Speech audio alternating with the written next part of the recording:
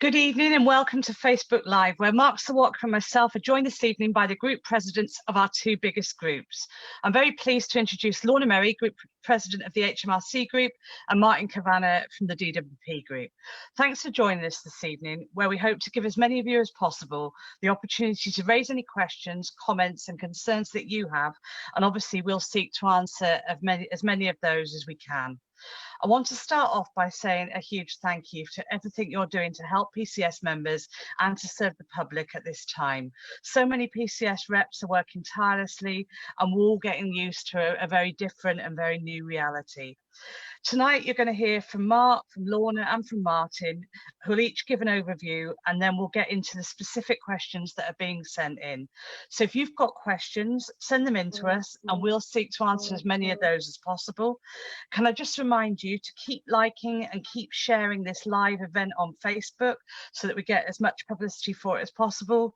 And we need to get finished by 8 o'clock so that everyone can go outside and clap for key workers. So we'll get going straight away now. And I'm going to start with Mark. Mark, can you update us on the talks to the Cabinet Office and any decisions that have been taken by the National Executive Committee?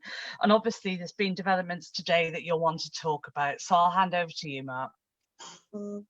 Thanks very much, Fran, and good evening to everyone. And it's great to be joined by Martin and Lorna.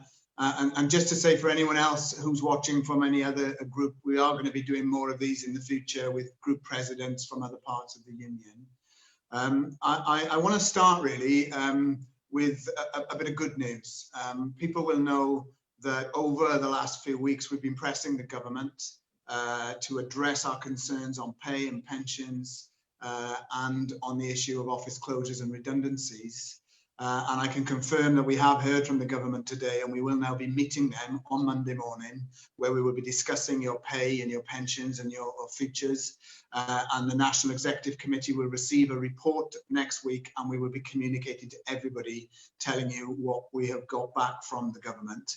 But today they confirmed something we've been pressing on them for a while, which is their planned cuts of over 30% to your redundancy rates cannot go ahead now before the 31st of March 2021. That is the earliest they could make any change. Our intention is that they don't make any change at all.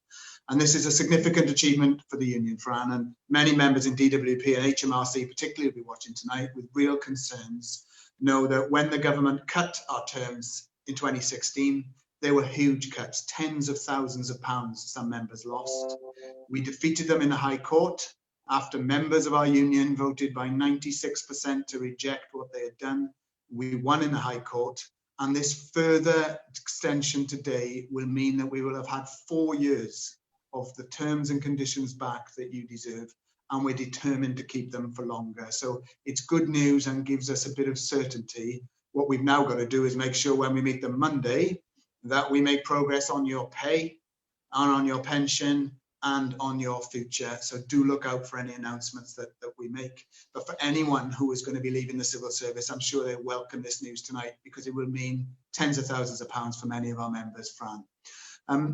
The other thing I wanted to mention is the National Executive Committee has met this week because, as people will know, Boris Johnson addressed the public of this country on Sunday. We think it was a dreadful speech, that at a time when Britain has the second largest amounts of deaths of any country in the world, at a time when there are still thousands of people being infected all of the time, it was completely wrong to start signalling that some people would be asked and encouraged to go back to work. And therefore, our main concern this week on the NEC is to press the Cabinet Office not to prematurely ask our members who are currently at home, either working or on special leave, to go back to work, or for our many thousands of members who've been in work all along, including many of those who'll be watching tonight, working incredibly hard. Now's not the time to put their safety at risk by many more people coming back when we believe there's still safety issues to address. I'm pleased to say that the Cabinet Office has so far confirmed no rapid change of direction. Nothing can happen without discussing with the union. And the NEC has decided that what we're going to do is to develop our 5 key tests that must be met before anyone is asked to go either back to work or to work in conditions that we don't believe are safe. And those tests will include things like adequate transport arrangements to get to work. People who have school-aged children, if schools remain closed, must have provision made. That we want an ability for there to be testing available and contact tracing where people may have had the disease. And most importantly of all, combined with those, that nobody should go into a workplace where there hasn't been an agreed health and safety inspection and the union is convinced that it is safe and all measures, whether it's PPE or social distancing, is met. So we'll be meeting the Cabinet Office on that next week. The NEC will meet. And really all I wanted to say is it's good on the redundancy scheme. We now need to see the same on pay and pensions, but on members' health and safety, we will not rest until we're convinced that members should be at home until it's safe to go the other way, or if people are in work, that they can work in safe conditions. And the union is key to that. That's our priority. So look out for more communications next week. And finally, to say, join us in our campaigning to ensure no one works in unsafe conditions and people should still remain at home who are at home for as long as possible.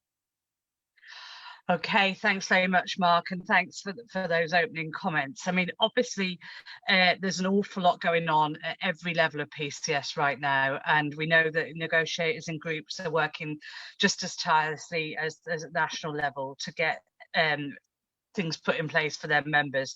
So I'm going to start with Lorna, if that's okay. Lorna's the group president of the HMRC. What are the key issues for your members right now, and how are you dealing with them? Well, thanks, Fran, for inviting us to take part in this event and giving us the opportunity to raise HMRC issues in this forum. Obviously, one of the big issues for us as a group has been working safely. Sadly, we have had serving civil servants working in the department pass away in the last few weeks, and that's really been a focus of the work of the group. We've successfully managed to push for large numbers of the department to be allowed to work from home, but we've had a stubborn 25% or so of our members managed by business streams that have been unwilling to let people use new technology to work from home. We've had a real breakthrough in negotiations today, and our customer services team, led by DGS John Davidson, have made real progress. And from next week, we're going to see customer service work over the telephone being done from home by our members, meaning that we'll have thousands of people less that need to travel into work to do their job. So that, you know, we see that as a real product of the work that the group's been doing. Obviously, one of the big issues for us as HMRC is the ongoing restructuring plan known as Building Our Future, where back in 2015, the department took the decision that its operating model for the future should be 13 huge open plan sites with thousands of people working in them, located at transport hubs, so everybody goes to work by public transport, and with people working in a hot desking environment where you have no assigned workspace and you're expected to move around the office during the day, depending on what you're doing. And this is we're at the point in time where those plans were really due to be coming towards a close. We've got a couple of regional centres already up and running, and a number of others planned to open over the next year. Obviously, in a post-COVID-19 world, the kind of environment they were looking at putting people in is considerably less desirable and not necessarily going to be a safe workplace for the future. And that's going to be a huge concern for our members. But allied to that, of course, we're dealing with large numbers of office closures. We've already had one redundancy round this year with just under 1,000 people made offers, a number of whom have been able to extend the time they've got in the department to enable them to help the department cope with the additional work we've got from COVID-19. And we're due to have another 2,000 made redundancy offers next month. And so obviously the news today from Cabinet Office is something that will be of great interest to the group.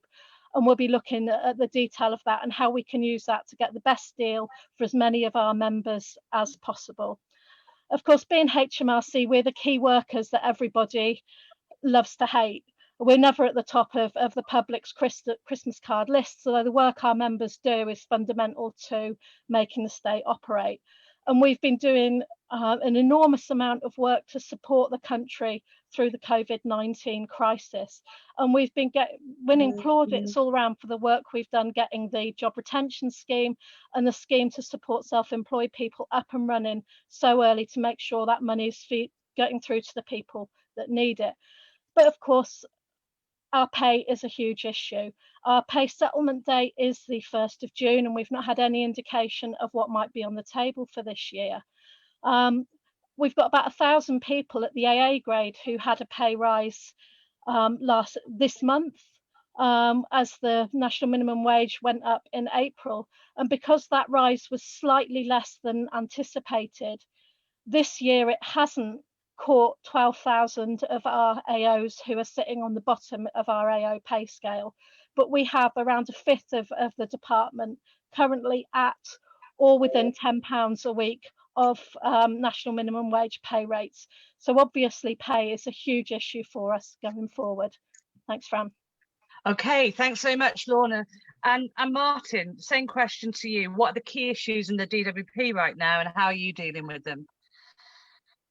Thanks very much, Fran, and thanks for, like Lorna, thanks very much for the invite to be able to address DWP members. Obviously, the last 8 or 9 weeks or so in terms of this pandemic has been the most overused word in the history of the English language, I think, is unprecedented. And certainly that is something that we have found within DWP. We've been in regular dialogue and in negotiation meetings with the departments, twice weekly meetings, but also a whole load of other meetings and dialogues around trying to get some key safeguards for our members, because there are 3 things that I think that we have been trying to concentrate on. Number 1 is obviously the safety of our members, whether they be working in the offices, and DWP, unlike a large number of the Cabinet Office and Civil Service estate, do have the majority of its workforce still working within DWP offices up and down the country. So the priority for us has been to try and safeguard the safety of those members in workplaces, but equally as well to try and make sure that we maximise the ability for the department to work and get more people working from home, whilst also making sure that those who are vulnerable, and we do have tens of thousands of PCS members in the department who clearly have underlying health conditions or disabilities, and it's been vitally important that we give them every single protection that we possibly can. So a lot of our time has been spent negotiating around the safety of our members, whether they're in work, working from home, or indeed out of the office currently. I think there's a couple of other things that we really try to concentrate on, because very similar to what Lorna has just said in terms of the whole point of our existence as a DWP, is that we do and have always actually provided absolutely critical services for some of those most vulnerable in society. And it wasn't lost on us that at the start of this process, when we were going into dialogue with the employer, it clearly was a number 1 priority to make sure we protected our members. We also had a responsibility as a trade union, and our members had a responsibility to make sure that the benefit system kept going. And I want to place on record on behalf of the PCS Group executive how proud we are and what a fantastic effort that the members working in DWP have made to clear 2 million brand new claims for new claims for benefits. Many of those people who've had to claim benefits have never had to use the services for DWP before. And certainly I think it is welcome that when we see some media news reports actually confirming what we've always said, that the DWP is a real much needed safety net for some of the most vulnerable in society, then I think that has been critical. We've also kept that going as well. And obviously in terms of the longer aims and the longer dynamic for ourselves, very much similar to Lorna in HMRC, we also face the prospect of office closures in the not too distant future, and clearly our members as well also continue to be struggling as a result of government pay restraints. So we also welcome the news that Mark has outlined tonight in terms of the announcements on the redundancy scheme. But we are making sure that we use every opportunity to confirm to the department and to the government as well in campaign and activity with ministers and shadow ministers that we will need and want every single member and more member staff and more. We want every single office that we currently have in the DWP estate, and we're going to need them for the long term, because the one thing that we have always known in DWP is that when there is an economic recession or there's a financial problem in the country, the services that the DWP provide become even more important than they are on a day-to-day basis. So that has been very much at the forefront of what we've been trying to achieve in the last 8 weeks. Okay, thanks so much, Martin. And clearly from both what Lorna and Martin have said, you know, there is such a lot going on in both departments at the moment. Okay, just remember to keep your questions coming in. As I say, we'll get through as many as we can. Some people have submitted questions in advance, so I'm going to start with the question for Mark, and then I'll go through them and try and make sure we get a fairly even balance in the DWP and the HMRC. So Mark, Margaret Bethwaite from the DWP asks, considering the Prime Minister's proposals on the 11th of May about businesses having spot checks and to submit a risk assessment to government, how can PCS ensure that government departments still will adhere to that reality? Well, we want to go much further than that, and that's what we're working on flat out. So first of all, I think that what we should recognise is, due to the efforts of the union, the Cabinet Office say 80% of civil servants are at home. Our recent survey of members told us that for PCS members, that was probably more in the region of 65 to 70%. So we want to keep those people at home first and foremost. And that's going to be the focus of our negotiations, because we believe that's the safest place for them to be. And certainly when there are no proper public transport arrangements, there's no proper testing in place, there's no proper access to PPE, that's what we need to do. And also, there are people currently at work that we still believe should go the other way. I thought what Lorna said earlier sounded really good news. And we know that departments, including the DWP, are purchasing some kit. So all of that is good. But we have people in work, and the key for us with them is there must be social distancing, there must be safe working arrangements, and therefore our key to this, and the key to the answer to the question, is union health and safety joint inspections is the key. And no one should be working unless we believe it is safe.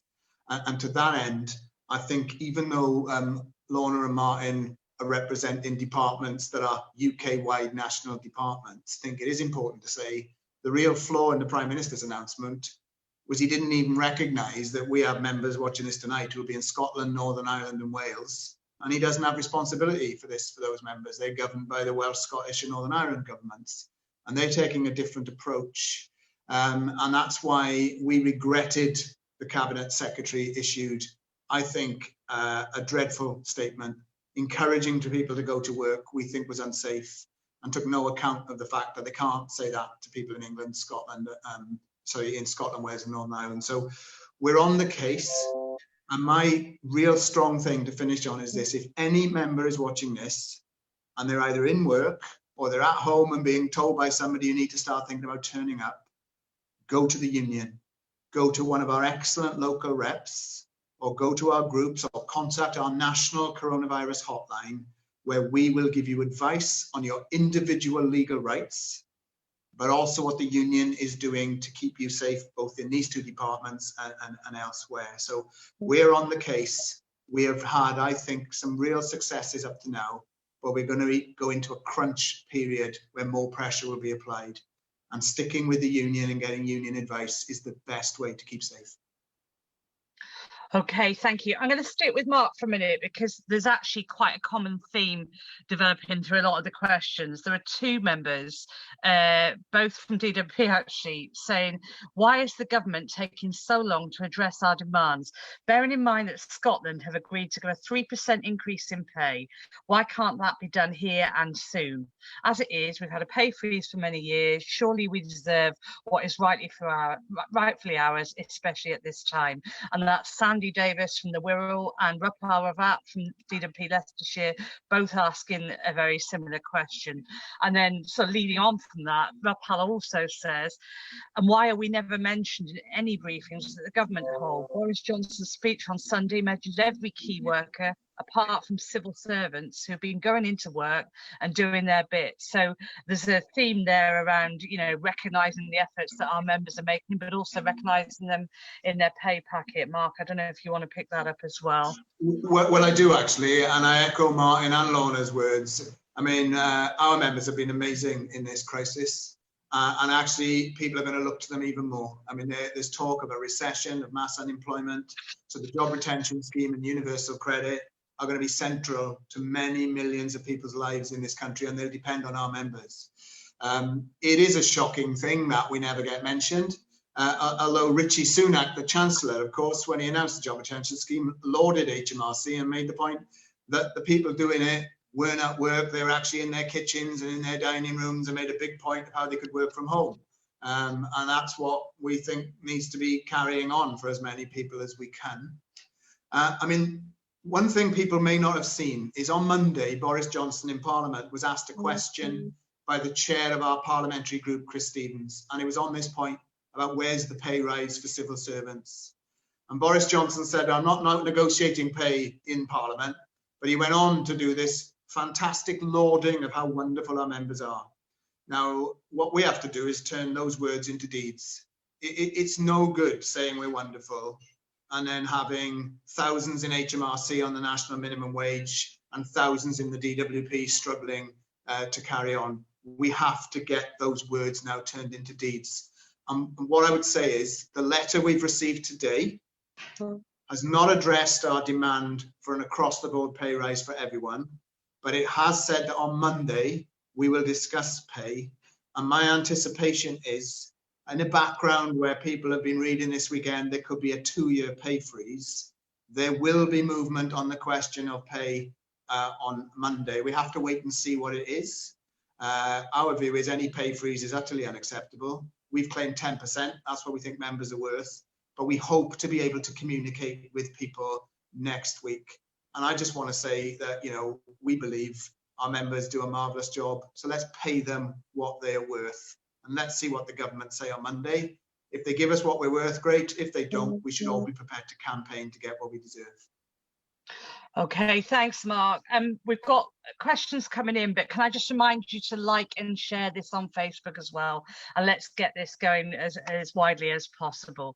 Okay, so we've got a number of questions coming in particular from the two groups where we're lucky enough to have the presidents with us. So I'm going to start with a question for Martin, actually, from Sarah JG from the DWP, and she says there are still so many of us working in the office due to a lack of laptops. What plans are in place to allow more of us to work from home?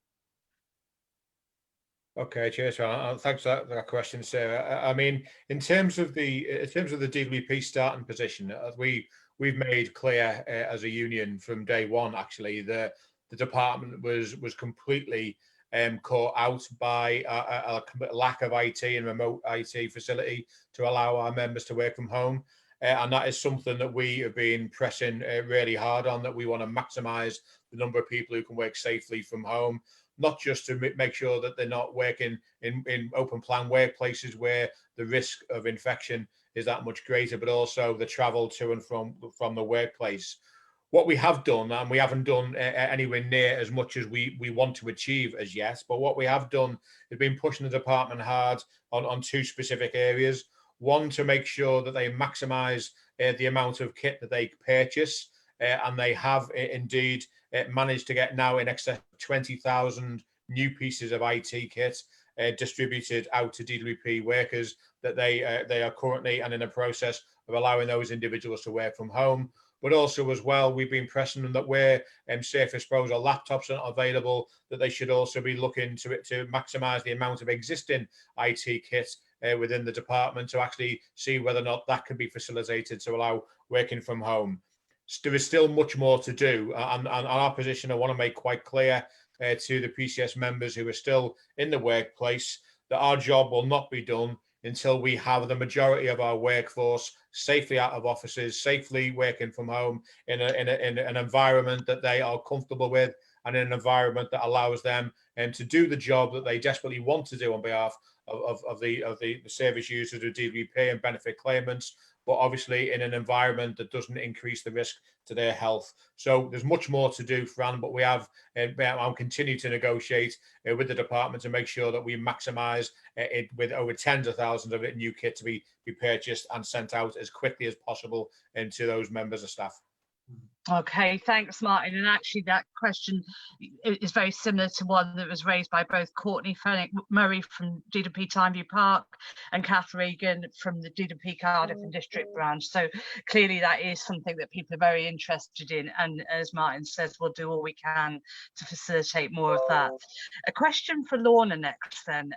What is the situation for staff who are on temporary contracts? Riz Mirza from the VOA is facing the end of her contract and asked why she should be treated differently to permanent contract staff. So Lorna, I don't know if you can answer that one. Yeah, I mean, I'm guessing Riz works in our Halifax office, which is one of our VOA points of presence, because we know we've got a particularly large number of members there on temporary contracts. But unfortunately, it's been a tactic used across HMRC over the last years, because of the schedule of office closures in both HMRC and VOA. And we're pressing for people on fixed term contracts in both departments to be made permanent. We think people are needed. We think there's a demand for them to carry on doing the work they're doing. And we're pressing that argument and trying to push for people to be made permanent. I mean, it's a tactic they've used to try and be able to get rid of people more easily when it suits them. And we found people working for really unreasonable lengths of time on temporary contracts. So that's something we're actively looking to address, and we're arguing for people to be made permanent. And if they won't accept transitioning them to permanent contracts, for those contracts to be extended, because we see those staff as very much needed to do the work of HMRC and VOA. Okay, thanks so much, Lorna. Okay, this is a question that's been previously sent in by Sandy Davis from DWP Wirral, but there's also a question from Sarah Whaling, which is very similar. And that is, Martin, all DWP accommodation which has been touched by COVID-19 should be deep cleaned and on an ongoing basis. Accommodation should be cleaned properly and by adequate cleaners. Have PCS managed to get anywhere with this demand? And if not, what is being done about it? And Sarah Whaling says, should all staff be made aware if there's been a confirmed case of COVID-19 in their building? And that's a DWP question as well.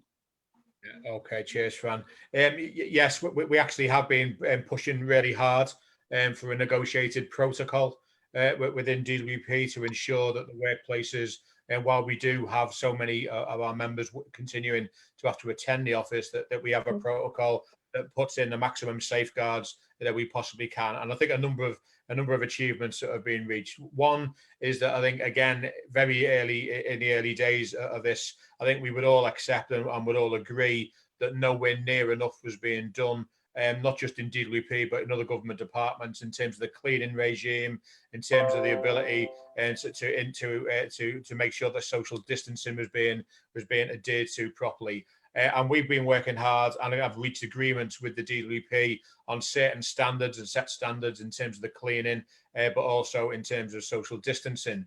But I think one thing that has been missing until relatively recently, not through lack of efforts, but certainly in terms of the department's ability to respond, has been a specific protocol to deal with cases of confirmed COVID or strongly suspected cases of COVID within a workplace. And we now have a protocol that is out there and the department has actually published it on its intranet site.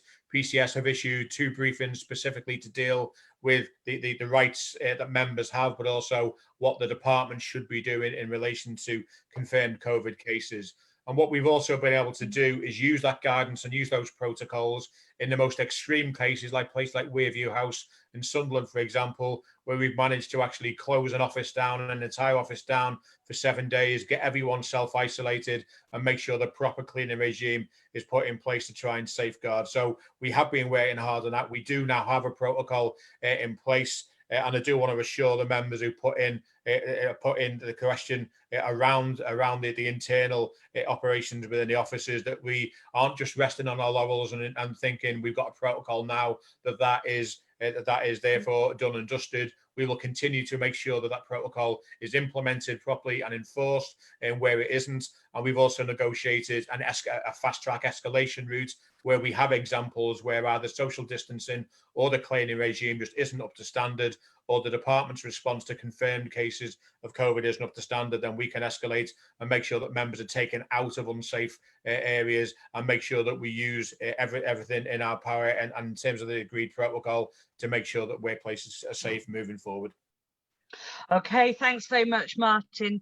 Okay, Lorna, I've got a question here from Jackie from 100 Parliament Street, who says on Monday, the HMRC intranet page had a message from the Cabinet Secretary saying that we need to get ready to go back into the office. I'm working from home at the moment. What do I do if my manager asks me to come back to the office? I'd ask any member who's being put under pressure to come back into the office to get in touch with our negotiating team immediately. HMRC have been absolutely clear with us. They don't want people going back into the office if they can work from home. And that's why they're putting mechanisms in place to extend the number of people working from home rather than reduce it. We do know that message has caused all sorts of unhelpful misinformation, but our Chief Executive's message has been clear about wanting people to work at home if they can. And we're in regular contact with the department. We meet them 3 times a week, and they've given us a commitment to make sure that any cases of pressure that we bring to them are resolved, and it's made clear that people should carry on working from home if they can. So if people have that problem, let your branch know, let your national negotiators know, and we'll look to get that resolved. Okay, thanks very much, Lorna. I just want to read out this message because it's attributed to the people on the call, but actually I think it applies to all PCS reps at this time. And it's from Janet Myers, who just wants to say a big thank you for looking after PCS members working from home and for all the work that you do on behalf of all the members. So I think it's nice when we get messages like that we all share those, because everybody's working so hard, and that should be attributed to all the reps that are working so hard on behalf of members. Okay, we've got a question now from Brian Thomas, and it's a fairly similar question to a number that have come in, and that's the DWP question, Martin. What plans are in place for workers going to work every day when a lot of non-essential work is being carried out and also duplicated between many members of staff also carrying out similar types of work, when we are all risking our health and well-being going into work daily? And actually, it's very similar to a question that's come in from Megan O'Hare, also DWP, saying, why have non-essential offices been open this entire time? So, that's obviously something, Martin, you might want to comment on. Yeah, cheers, Fran. And I think understandably members are asking those questions, and not just of us as a union, but also of the department as well. Because one of the issues that the department did very early on after the announcement by the Prime Minister about key worker status was the DWP, in our view, wrongly identified every single member of DWP staff as a key worker, and that therefore they were expected to make themselves available for work if at all possible. Now, what we were able to achieve in relation to the negotiations very early on was to break that down in what was the priority work. And clearly the priority at the time was dealing with the massive influx of new claims that were coming in for universal credit and other legacy benefits, and to try and deal with backlogs that was going to create. What we were able to do in terms of that negotiation was to make sure that we moved people and redeployed people from other non-essential areas of work onto that key work.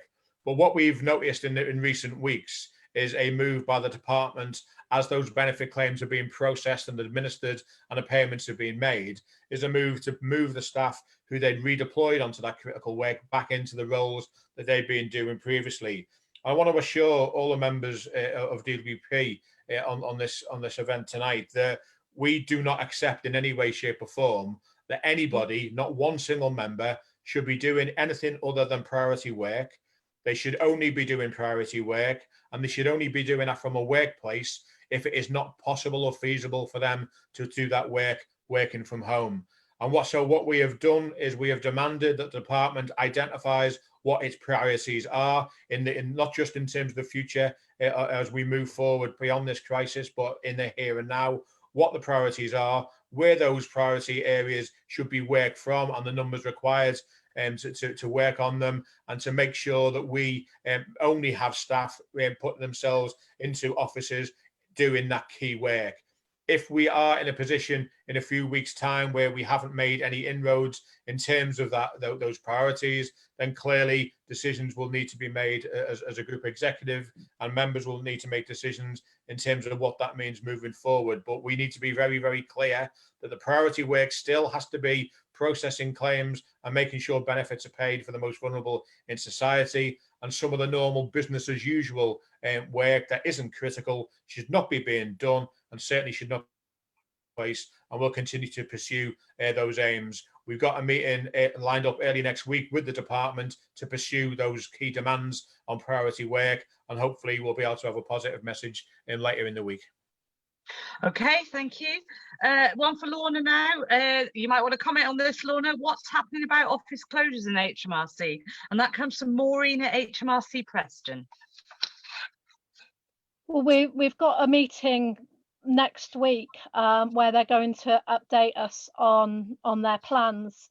I know members will be aware that there's a degree of slippage now happening. Even before COVID-19, we were experiencing delays with getting regional centres built, and this situation has slowed down building work on a number of the new sites.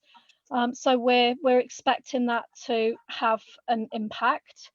We're still looking to defend sites from closure, and our Ealing campaign is ongoing, and if people keep an eye out, there will be an e-action for members to use to support our members in Ealing who are still fighting to keep their office open.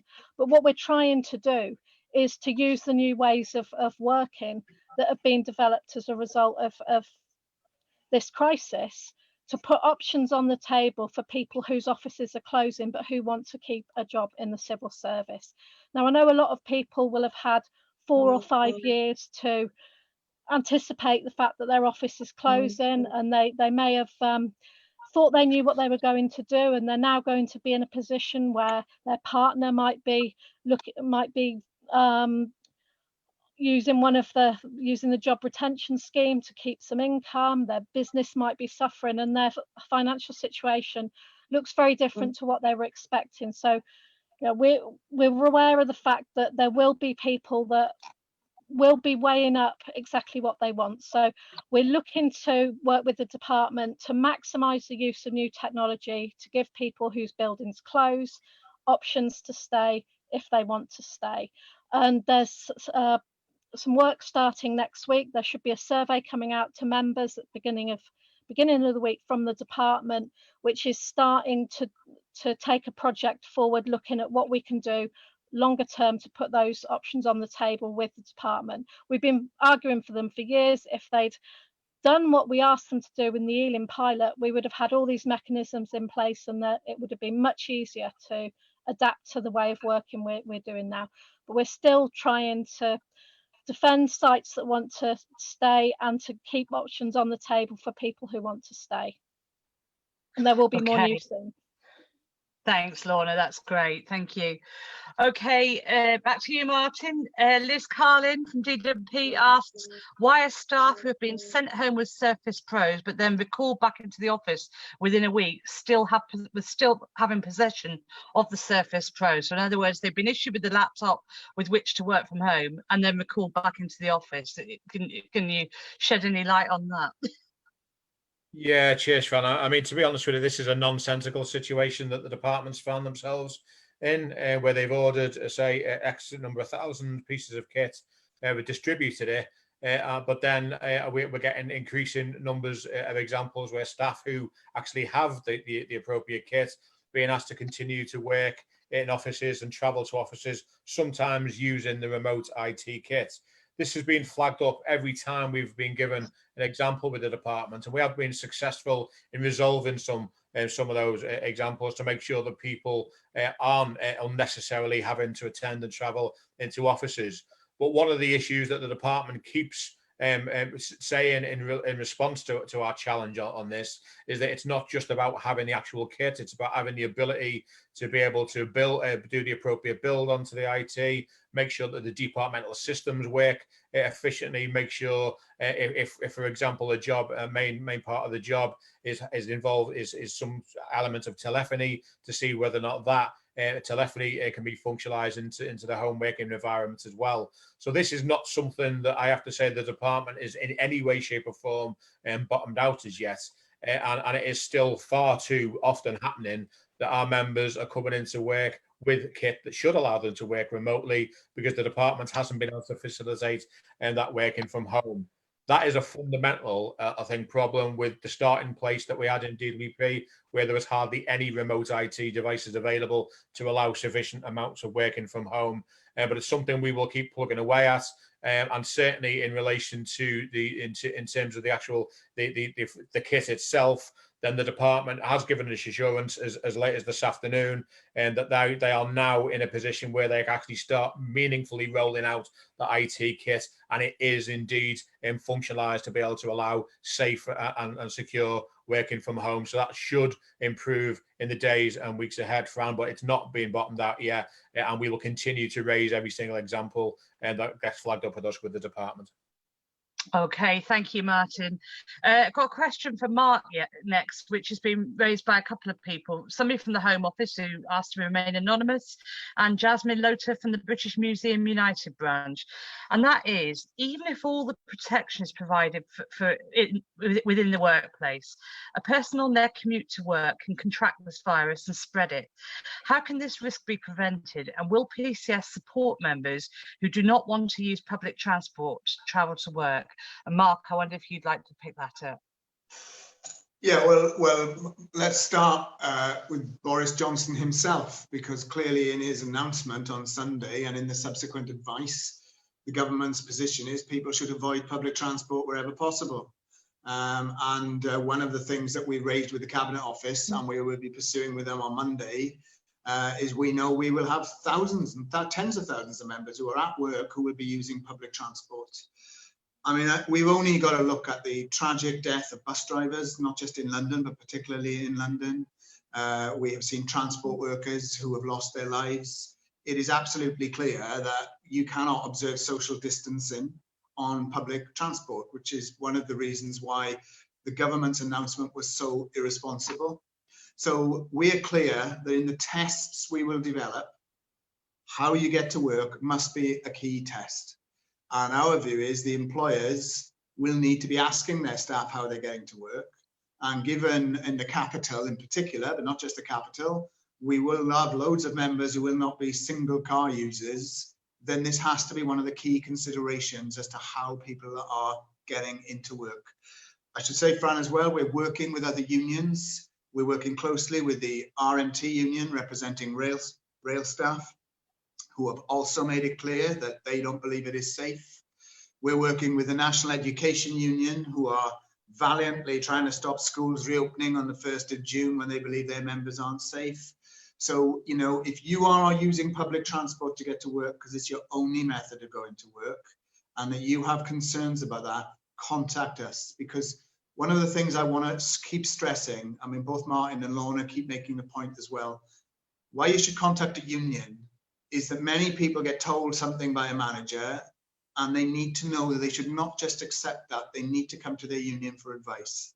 A, so we can tell them what we're doing with their employer, and B, what advice and guidance is available. And that means that we can give individual advice to people, including people's legal rights around health and safety, but we can also pursue things with the management. So if you are traveling to work and you're really concerned about it on public transport, contact the union, and we want to make sure that everyone else also can avail themselves of much safer conditions in terms of how they get to work. Okay, thank you, Mark. Okay, Lorna, we've obviously, not altogether surprisingly, had a number of questions in about pay, and somebody, Philip from the HMRC in Croydon, has asked, what's happening about our pay in the HMRC? I don't know if there's anything you can update on that. Well, Marianne, our pay leads, put a blog out today to give people a little bit of an update. I mean, we should be in negotiations now ahead of the 1st of June settlement date. We've not had any meaningful response from the department there as yet, and worryingly, in the conversations we have had with them, which are only very high level, they continue to add the words contract reform to pay. As our members will know, we've been expecting for some time the department to put an offer to us that asks us to sacrifice our terms and conditions to create funding for pay rises. And in fact, our valuation office agency members had a pay offer imposed on them back in February along those lines. We are pressing for a clear answer from them as to what's going to happen with pay this year. We're willing to meet them whenever they're willing to meet us, and we will report to members as soon as we're able to get a picture of what's happening. We're aware how much pressure people are under financially. As I said, we are a low-paying department, and we are looking to get money into people's pockets with an acceptable rise as quickly as we can. But we need to come to us. Okay, thank you. Just on that, Mike McCook from HMRC said we're supposedly almost done with. HMRC was supposedly almost done with their pay reform business case negotiations just before the crisis kicked off, and with the media now reporting on the possibility of a 2-year public sector pay freeze. Have PCS heard anything about that?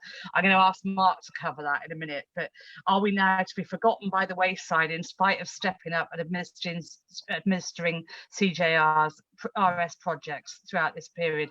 So I think there's a strong feeling over pay.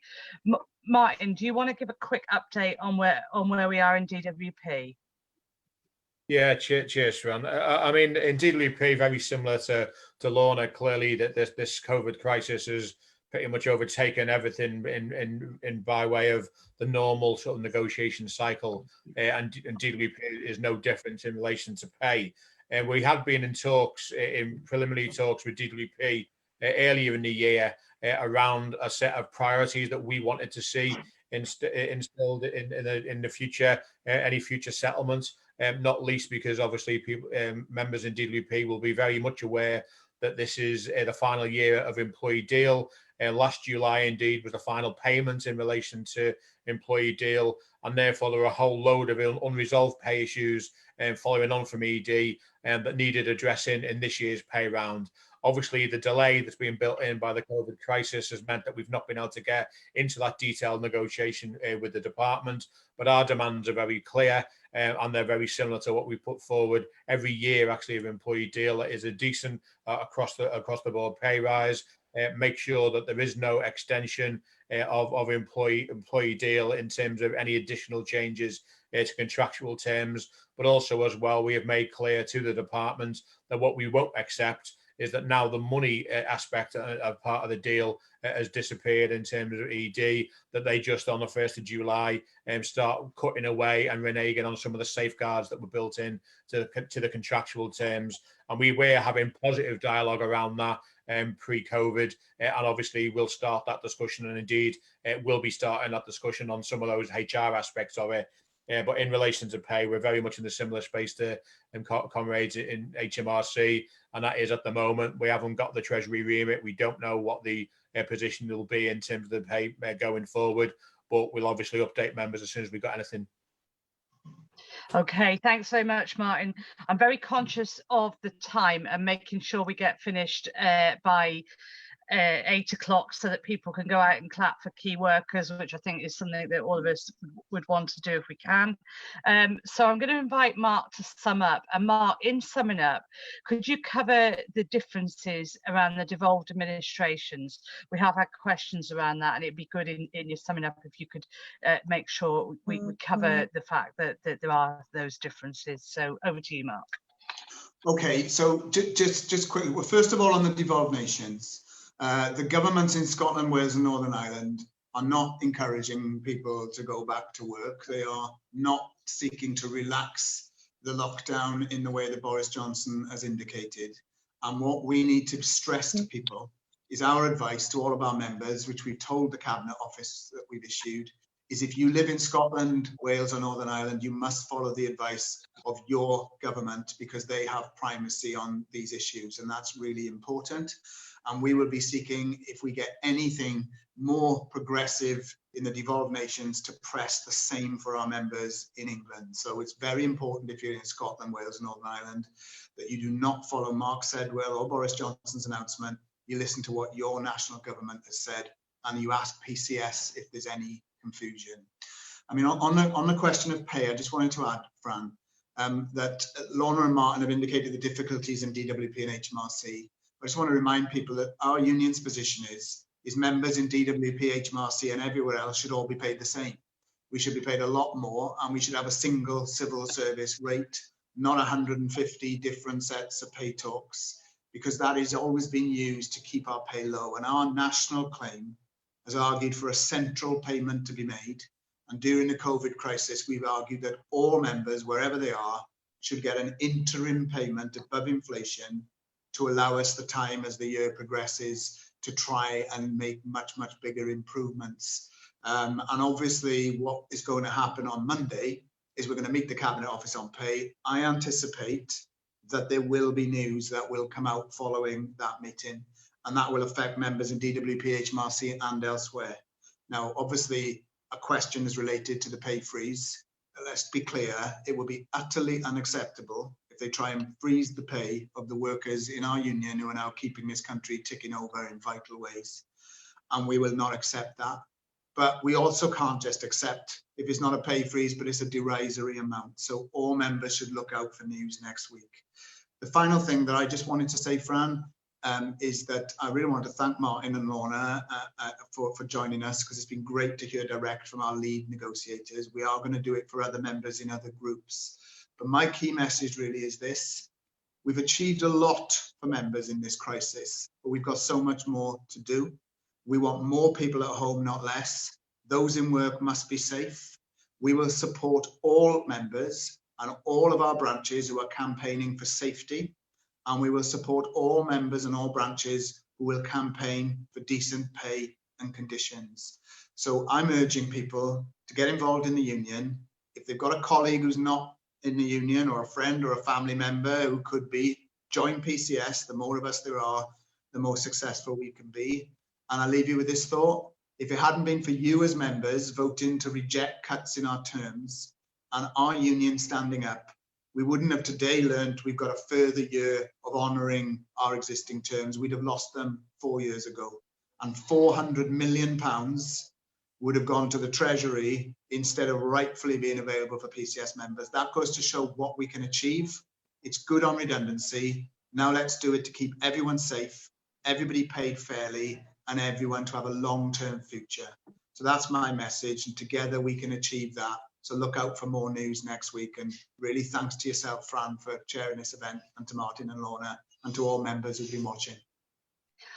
Okay, thanks very much, Mark, and thanks everybody that's joined tonight. I want to apologise to people whose questions I just didn't get to. They have come in thick and fast, and clearly there are a lot of questions there from members of other departments as well. And because of the nature of this call, I've tried to prioritise DWP and HMRC questions, but I recognise that there's an awful lot we didn't get through. And just to give our commitment that we will do more of these.